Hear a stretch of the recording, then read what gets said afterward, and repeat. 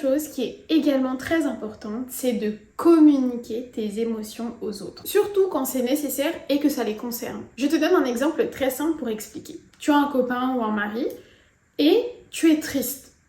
Sauf que tu vas être dans la retenue de tes émotions. Donc tu vas être sur la retenue de tes émotions. Ton mari, ton conjoint, ton copain ne va pas comprendre parce que forcément tu seras différente. On peut cacher ses émotions mais jusqu'à un certain point. Donc soit il va pas le voir du tout, soit il va le voir mais il va pas comprendre. Et qu'est-ce qui va se passer?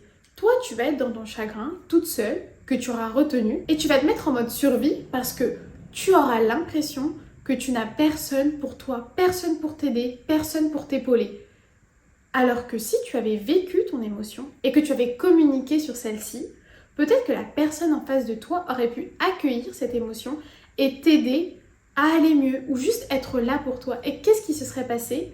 Tu aurais été dans un lâcher-prise. Tu aurais donné l'émotion à l'autre et tu aurais été dans un lâcher-prise et plus dans une libération émotionnelle. Donc n'oublie pas, communiquer ses émotions, c'est très important. Aussi bien pour toi que pour l'autre.